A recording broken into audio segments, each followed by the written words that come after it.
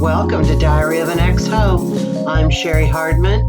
I'm your ex-ho, and today's guest is Mickie Milton. So sit back, enjoy the episode, and remember the old saying, always a bridesmaid when you're a hoe. My name is Mickie Milton. I am a bisexual queer person from the great state of Washington. I'm from Tacoma, and I am happily taken. I am in a relationship. All right. The first thing that we always do after that is a marry, shag, kill. Okay, cool. And sometimes it's a challenge if I don't know someone very well. Okay. But the nice thing about marry, shag, kill is they don't even have to be human. I mean, you can put anybody there. So yours are, but Okay, cool. I'm going to go grab that. I'm going to go grab that. Okay. I'm excited. All right. Let's see. All right. You can see that? Yes, I can. Okay. So there's going to be 3 people. Okay. You're going to marry one. You're going to shag one. You're going to kill one. Okay. And this is how I got yours. Okay. Looked over your page and I saw that you, like me, are a fan of Olive Garden, the much misaligned Olive Garden. Heck yeah. So I found 3 celebrities that also love Olive Garden. I'm excited. Okay. So I gave you dudes because I wasn't sure, but Okay. it doesn't matter. So Travis Kelce, Jimmy Fallon, Post Malone. Who you gonna marry? Who you gonna shag? Who you gonna kill? Okay. All right. This is a weird group, I think. Yeah, I was gonna say the thing is, pretty boys, like, okay, gorgeous men are great, but they're not really don't really like pretty boys. So I'm gonna immediately get rid of Travis Kelce. He's nice. He's dating Taylor Swift anyway, so I'm gonna kill him. Okay. I feel like there's a lot of controversy about Jimmy Fallon, so I feel like I'd shag him. He's kind of like my type to hook up with anyway. And then I feel like I'd marry Post Malone. He seems like a pretty down-to-earth guy. And he's silly, he's goofy, he has tattoos. So. All right. He looks like he's having fun in that picture. I know. He's got good brand partnerships. He's a musician. He's artsy fartsy. He's all the things. All right. Well, that was fun. Okay. Hang on. Love it. Just like my mom used to do back in the day. Yes. When it comes to sex, would you rather watch or be watched?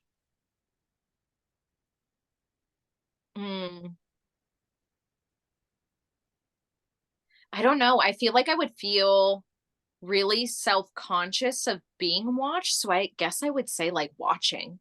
And I feel like also too, that kind of like links back into art. Like I love watching people like perform in general on stage because I feel like that gives me ideas. So yeah, probably watching. Okay. When you were young, what did your parents or whoever raised you, what did they call private parts? I feel like my parents were actually like pretty progressive. So they kind of just called things like penis, vagina. I would say my mom was more open to having conversations. I think my dad wanted my mom to take care of that part. So I think my mom kind of was more open to the conversation. My dad was always like if it was like a question about womanhood, he'd be like, honey, just go ask your mom. Right. Were your parents good relationship role models? Yes and no. I think the way that my mom handles relationships is a little bit differently than I personally handle my relationships. And then I also think my dad taught me to like never give up on relationships. But my dad, like, bless his heart, he's like somebody that will go until the end of time to sustain a relationship, even if it's maybe not that healthy. So it's like he's so loving and giving, but I think sometimes like people pleaserness, I get that from my dad. Yeah. Oh, okay. So that's what I was going to ask is how has that affected you? Like how they did their relationship? How has Yeah. that affected how you do your relationships? Or do you think it has? My mom kind of jumps like I think relationships are different from everyone. I think my mom is like a serial monogamous person though. Like she seems to always kind of be in a relationship and or talking to somebody. So I feel like I've actually had chunks of time where I've been single for so long because I kind of haven't wanted to gain that codependent kind of Mm, thing. Um, and then I feel like, yeah, definitely sometimes like I like to say I'm a recovering people pleaser because I've learned that from my dad. Like my dad just like wants to make right, everyone happy. And I think right, I've learned like, it's great to go out of your way to make people feel seen and heard and good, but like you also can't please everyone. right, right. Yeah. Um, okay. So let's go back to when you were a kid. Yeah. And when you first, what I call a sexual awakening, when you first noticed like sex is a thing, whether it was your body telling you or Yeah. something you heard or observed, can you tell me about that a little bit? Yeah. I remember I was hanging out with these girls in elementary school and they were making their Barbies kiss and have sex and I was like, what the fuck? I've never done that with my Barbies. And so I remember I went home and I actually asked my grandma. I was like, "Grandma, my friend was doing these things with her Barbies. Can you tell me about that?" And she was like, "Oh, okay, yeah, let's talk about that." And so I was like, I was a very, very sheltered kid. So I feel like sometimes, although my mom was open, I think as I got older, when I was really little, like elementary, middle school, I learned all my sexual things from my friends. Like they like had some of my friends like in middle school had this like Comcast porn channel that they would unlock and they'd be like, "Dude, look at this." And I'd be like, "What? People do that?" So it was like very much like an awakening for me of like, "Oh wow, like did not realize there was Right, this world." right. Did you have any celebrity crushes when you were a kid? Oh, did I have? Yeah. My dad always teases me. He's like, "Honey, judging from your celebrity crushes, you're going to make our family proud and marry another Jew." Because I'm Jewish by faith. So my biggest celebrity crushes were like Seth Rogen and Adam Sandler. I don't Mm, know. I just like really liked kind of the chubby, goofy guys my whole life. I was like, mm-hmm. they're funny and they're nice. They seem like Right. I get that.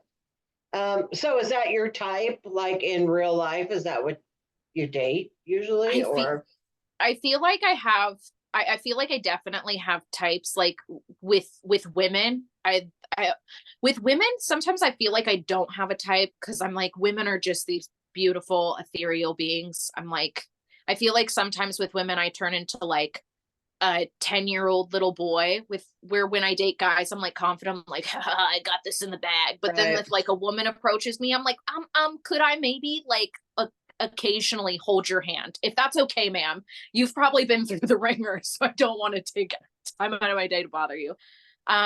I feel like, yeah, with women, I think all women are beautiful, but the type that I normally am attracted to is either like red ginger hair or like brunette, really tall and like very opinionated, like not afraid to speak the mind, very like, this is what I want, this is how I want it. I'm like, yes, yes, ma'am, just tell me. um and then I feel like with guys it's like two types very much. So I feel like I'm very into like heftier, like bigger built, like chubbier guys that are really goofy with tattoos. Or I feel like I'm into like really tall, lanky men that I feel like need to eat a bowl of pasta or else they're gonna blow away in the wind. And I'm like, "Sir, we gotta get some meat on those bones." Yeah. Um, can you think of any like mainstream movie that you ever saw that had like a hot sex scene that you always kind of thought about or went back to, or it just really hit you good when you saw it? Trying to think. I think because I have to think about it. I don't think so. No. Okay. I don't All think right. any like piece of media, no. Do you watch porn? Occasionally, yeah, I do watch porn. Yeah. Mm, I feel like since being in a relationship, I watch porn less and less frequently. But like I hadn't watched porn in I think like 6 or 7 months, and I just watched some the other day. And I was like, whoa, mhm, this is weird. mhm, mhm. Um, any kind of go-to category you go for when you do watch it? I feel like I watch like couples, or I feel like it's so bad, Cheri, because I abhor cheating. I'm like, no, don't cheat. But like the what is it, like the fantasy ones where like the girl next door, like the guy next door, like knocks on the door and he's like, oh, like the mail, it dropped off at my house. And then they start like I'm like, I don't know why, but those things like get me. I'm like, oh, this is pretty good. Yeah. um, do you think porn's had any effects on your life at all in any way? Yes, I think for only one reason, because I think while I will always support sex workers, I think the porn industry has done a lot for a lot of men and women, um, especially getting to financial stability, because the sex worker industry is $1 billion business. So go get your bag, ladies and gentlemen. I think the one thing that sometimes the sex industry, in particular porn, promotes is sometimes doing things that maybe don't happen normally during sex. So sometimes when I've been like hooking up with people in the past, they'll want to try something like super crazy that I feel like you only see happen in porn. And sometimes I have to stop and I'm like, okay, do you want to like genuinely do this? Because I'm not trying to like kink shame or anything. Because this seems like something that like you watch in a porn that like you want to reenact. And they're like, yeah, that's the exact same reason. And then it's like, okay, but sometimes like porn is not real life. So like you can't be bending over and doing all these things and being like, ah. I really think, especially when it comes to men, Yeah, they are so bad in bed because they've watched porn and yeah, they don't know that, like, not everybody likes it like that. In fact, most of us probably would like it a different way than that. yeah. No, absolutely. I've actually also been with a couple of guys too, where like it like took them longer to either stimulate or get to a point of climax. And we would like have conversations about it. And I won't name any of these people, but like there were a couple of guys who legitimately told me like, hey, it either takes me a really, really long time or takes me time to even stimulate longer than a normal person, because the only times that I've orgasmed heavily have been watching porn and watching people do certain things. And so I think it's also that thing too of like some guys even get this, I don't want to say like side effects, but have different results from watching Right, porn. And right. then it bleeds into like the real life and they're like, oh damn, like I can't do this thing unless this thing is happening. Yeah, Yeah. yeah. What's your definition of amazing sex? Um More than 20 minutes and very slow and romantic. Okay, Yeah. I'm very much like a hopeless romantic in that sense. okay. Let's go to the wheel of sex questions, Okay. and you're only going to have to answer one. So let me go grab that now. Okay. Um, First, we got to get rid of this. Goodbye, men.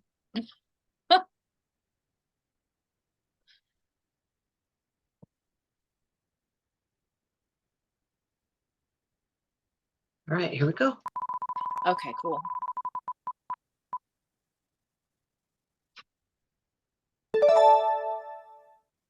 Have you had sex with more than one person in a day?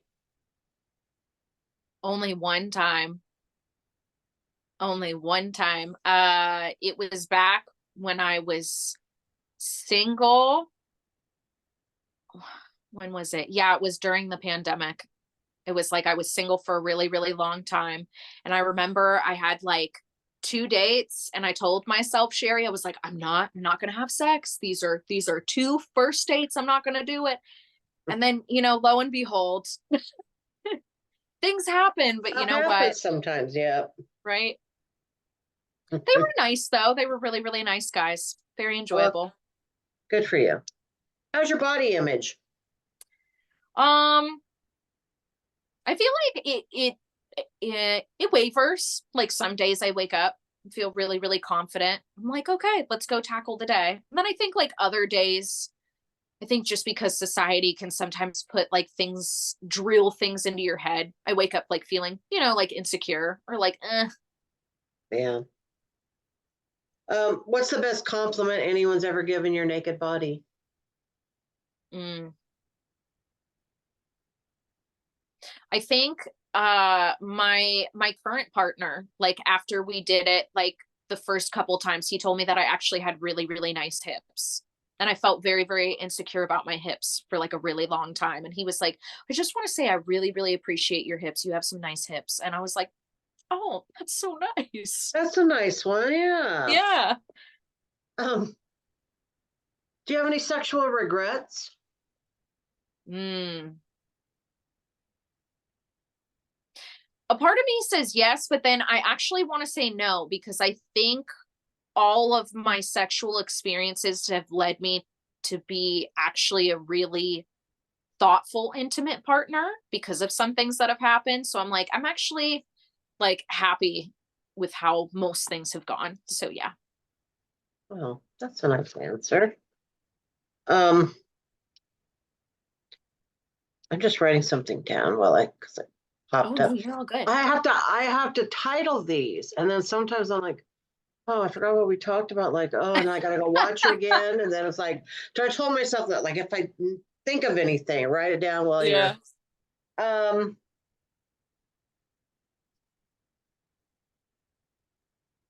don't want to ask you that. I'm such an asshole. I have this question that I always say, like, this is my litmus test for a friendship. Okay. And I've asked it a bunch of times. So if you've ever watched, Okay. I've seen it. But have you ever had sex with someone just to make them go home? Yeah, one time. Okay, then we can be friends. All right. So, are there any sexual things left on your sexual bucket list that you haven't done yet that you would like to? 2 things. Having sex out in the woods. I've never done that yet. And then also to like one of my fantasies since I've been like 15 or 16 has been to like go concert and then after go to like a back alley and have sex. Like I Mm. feel like it's so weird. Like I'm like such a romantic and I'm like, oh, it needs to be so passionate. And then I say like yeah, just take me into a back alley and just so I think sometimes maybe it wavers. Well, but I mean, and that's okay because we're all multifaceted, right? Like, Right. you can be Exactly. a hopeless romantic and still pound one out in the alley. Uh, Exactly. I used to tell this joke, and I'm just going to tell this because you just mentioned a concert, and Okay. sometimes people say, like, Sherry, you don't tell any of your stories on your show, but I went to, I don't know if you ever heard of Styx because this was back in the 80s, but there I was a don't know. group called Styx. They were a big rock group. It was like, we're Okay. at Seattle Center, what used to be the Coliseum there, but uh, sound like grandma telling an old story back in the day. No, tell Well, your we story, left that Cheri. day. We left that day. We started drinking in the morning. So we Mm-hmm. got there like back in, it was like you had to line up because there was like the floor seats that weren't seats. If you Oh, had okay. the general admission tickets or whatever, you had to line up because it was first come, first serve, whatever. Uh-huh. So we'd get there in the morning. We started drinking in the morning and we went on the rides at Seattle Center throughout the day and did all this other stuff. So anyway, by the time the concert started, we were drunk. Yeah. And we're all standing there like rocking out. And I remember I was wearing like these stretchy pants, which is weird because I usually wore tight jeans, but I must have been wearing stretchy pants.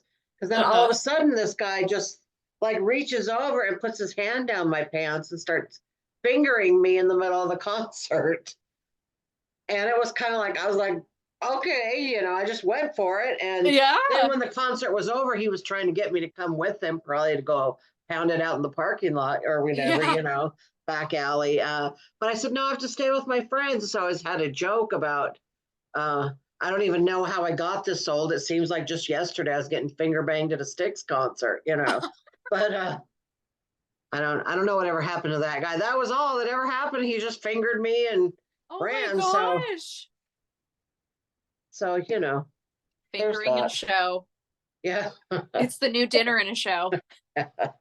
What's your host song? Like the song that when you hear it kind of lights up your host spirit.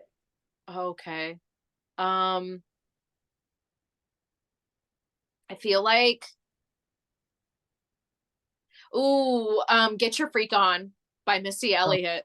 I was like playing through and I'm like, no, Uh-huh. that one comes on. I'm like, oh, Yeah. yes, it's time to get the freak on. Right. What's your Instagram? My Instagram right now, I think is just my name. It's just Mickie M. Milton. Yeah. Okay. All right. Do you have anything like upcoming that you want to promote? Um, This I mean, episode will come out a week from a week from Wednesday, so like the first Wednesday in November. cool. Well, hopefully Tacoma Comedy Club books me for some open mic nights, so maybe you might be able to check me out to Tacoma Comedy Club. I'm kind of getting like back into it after taking like a Good. 6.5 month hiatus. Mm-hmm. So that, and besides that, yeah, support your local comedians in the meantime, like Cheri. She's really fucking funny. I'm so happy to be on her podcast here. Yeah, Cheri will make you laugh till you almost piss. So go check out what Cheri's doing. All right. Now's the time that you're just going to tell me a story.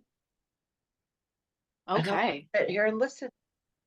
Okay. I feel like maybe for any listener out there that is could maybe even be younger and has been told. So I grew up really, really sheltered. So my parents, even though they were very progressive in a lot of ways, a lot of things they were conservative about was sex, in particular, kind of like my dad. Um, and so for a notion for a long time, I had a thought of, I'm gonna wait till I'm married to have sex. I'm so glad I never did that. Sex is wonderful, but I had like that notion in my mind for so long. And then I met like this really nice, kind of like goofy guy. I won't say his last name, but his first name was Alex.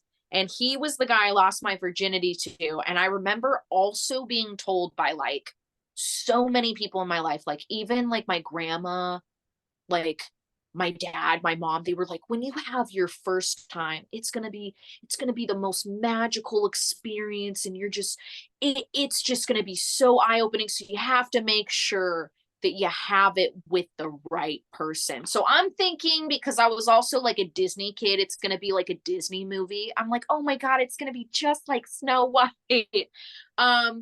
And my first time, so funny, we started doing it and I remember I felt so bad because we were doing it and I was like, huh, this feels good. And then I was just like, oh, this is what sex is. Uh, oh damn, I'm kind of hungry right now. I maybe should have eaten before I did this. And so it lasted a whole 15 minutes, Cheri, because that was how long his stamina was. I don't think I even came the first time I had sex. So it's Mm. not super romantic, but I remember thinking the entire time that I wanted to make a grilled cheese sandwich so bad. And so after he was done, I remember we like stopped and he like looked at me. He asked me if I was okay. He did great aftercare, but he like looked at me and I'm like 21 years old losing my virginity, like kind of like later than my friends. And he was like, how was that? And I remember I literally just looked at him. I was like, well, I'm kind of hungry right now. Do you want me to make chicken wings or like grilled cheese? And I remember just like getting up, putting on my bathrobe, going downstairs to his kitchen and just like making food and being like, this is what sex was. This was the romanticest time ever. Oh, well, And what then did you all end up the making? Did you make grilled cheese? Or I did you make? did. I made 2 grilled cheese sandwiches and I made 12 chicken wings and they were fabulous. Oh, well, good.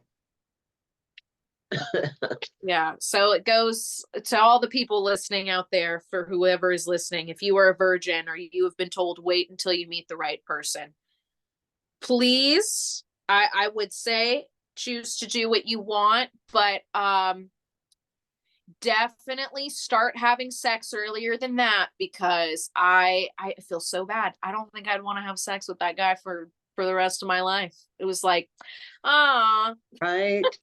I know. Well, the other thing is, it's just most people's first time is very underwhelming. At least most yeah, girls' first time is underwhelming.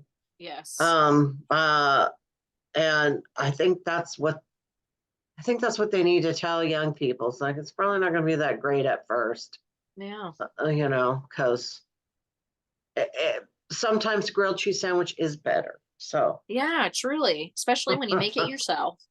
right. Well, it's been fun talking to you. I'm glad that we did this. Yes, And absolutely. Thank you for having all me. right. All right. Hope to talk to you soon. All right, bye. Okay. Bye.